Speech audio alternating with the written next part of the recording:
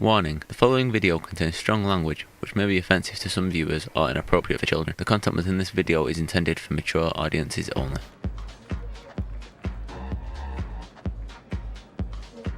I do talk about sex a lot in my show. I talk about sex all the time on stage. And a friend called me on it recently. Came to see the gig and he went, "You talk about sex all the time. Are you obsessed?" I said, "Well, I'm not obsessed. But sex is the great universal topic for comedy.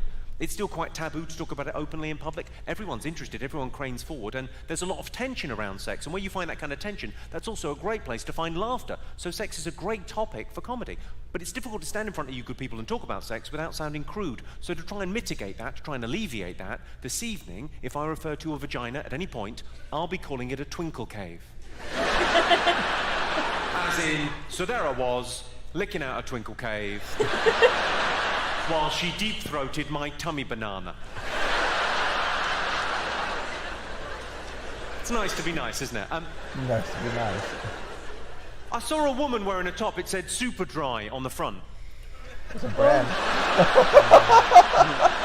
That brand, I said, "Have you thought about lubricants or HRT? Maybe a little bit of Aussie charm? Are you familiar with the term Aussie charm? Just means...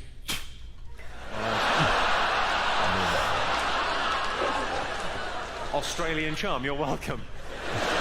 Very pleasing look from the ladies of London, as if to say, well, I didn't know that had a name, but yes, that does happen.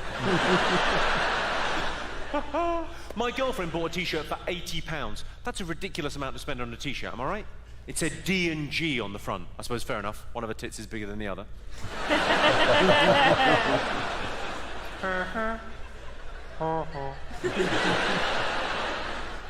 I thought my girlfriend was a slag when she told me I was her 30-second lover, and then I realised she was talking about time. There is a minimum comprehension level you may be asked to leave. My ideal woman would be a single mum, once I'd finished with her. It's a joke, I'd pay for the abortion. Ah, got you again, I fucking wouldn't. Let's talk about something a little bit more serious. It can't all be slapstick abortion stuff.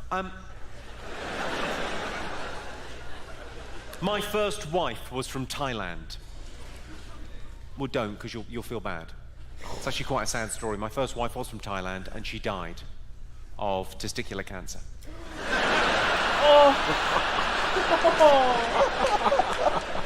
Probably the best way I could describe it is a twinkle cave was an outie. I saw a transvestite in a miniskirt. I thought, that shows a lot of balls. Let's hear from all the heterosexual men in the room. Give us a shout, all the heterosexual men. I'm guessing from that expression, I can't remember which one heterosexual is. I'm not taking a chance. Maybe this is how they recruit them. The most annoying thing my sister does is that show Chatty Man. That's the most annoying heckle that I get at gigs. I like it when people join in. I like a bit of a heckle and a bit of fun. But the most annoying one I get is when I've set up a joke, just about to do the punchline, and someone goes, invariably it's the same thing. It's always, "Where's Alan? Where's Alan?" It's not my like bête noire, it's just a bit annoying. "Where's Alan?" Who's at your house fucking your dad?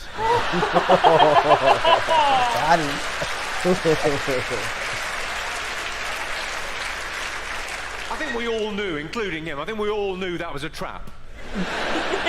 I could feel you as one going, "Hold, hold, hold." And then one brave soul over there said, "No, I'm taking one for the team." Rather, your dad is. Of course, not all gay people are happy, camp, and fun. Some of them are lesbians. If you're a lesbian and you didn't find that funny, you're surprising no one. No. Are there any lesbians in? No, my gaydar is pretty much honed in on this pair down there. Hello, how are you two? You all right? Yeah. Are you? I presume you're a couple? Married. Yeah. You're married? Oh, congratulations. Fabulous. How long have you been married? Since October. Since October? My God, it's new and fresh. Have you even finished consummating the relationship? No. You don't know when you're finished, do you? That's one of the problems with your lifestyle choice. We'll just put that on hold. We'll be back in a minute. Well, so you're married, you're committed to each other. Well, it's maybe a crazy question to ask you because you're in this long-term relationship and you love each other, but what would it take to get you back on solids?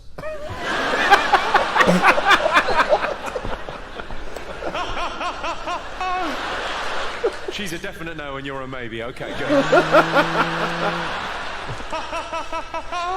Oh, I love my job. I'll tell you what, I'm going to do a test and see whether we've got any other sisters in the room, see if there's any other lesbian sisters. Like I'm a lesbian, I've got the haircut, come on. I look a bit like K.D. Lang, I could get away with it.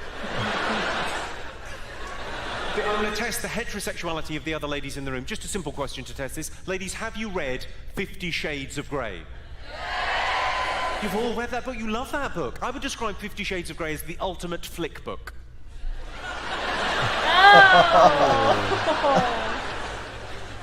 It was the best-selling book last year. What's the world coming to? It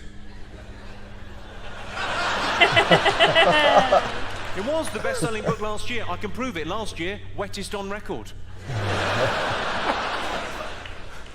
I think it's a very interesting book because, although it's not a great piece of literature, it's more gusset typing.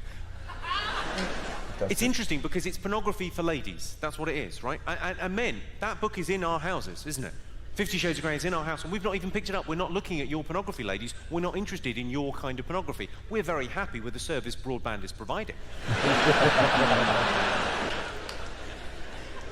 Ladies consume pornography in a very different way to men, and the genders are very different in our consumption of pornography. Here's a fact, gentlemen, that will blow your minds about women's consumption of pornography.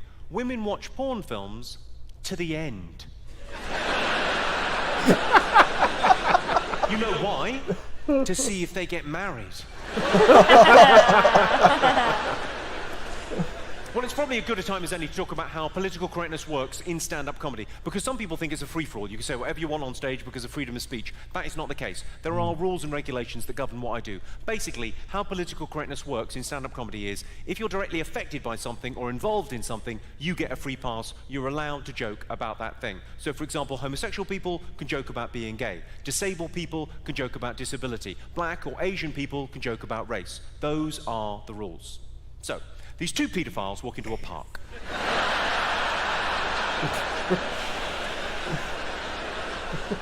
Pedophiles. Child abuse, there's a touchy subject. I saw a headline in the paper, it said, "Please smash paedophile ring." I thought, good, let's see how they fucking like it. Have we got any teachers in this evening? Can you show any teachers?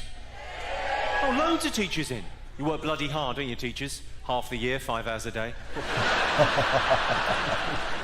I'm not knocking it. I could never do what you people do for a living. Not because it's difficult. I wouldn't pass a CRB check.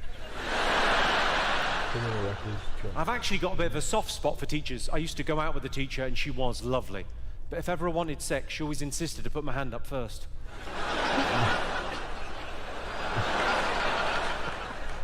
That is ruder than it first appears.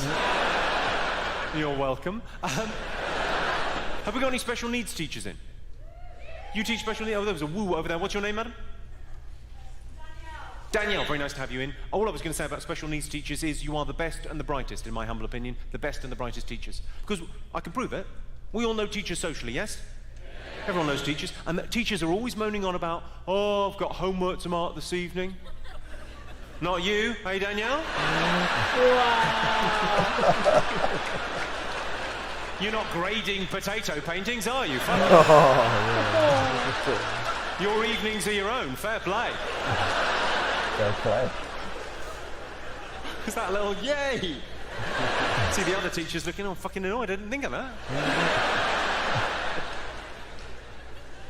What, sorry? You used to teach at my school, at Burnham Grammar. Did you? Not when I was there, surely. No, unless you moisturise a lot. Where are you from? You're from Belfast, right? Ginger and community. I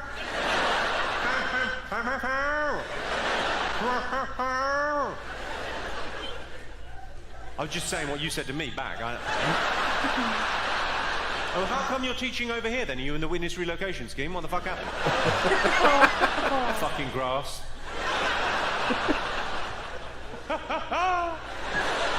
What do you teach? What subject? What, sorry? English? You can barely fucking pronounce.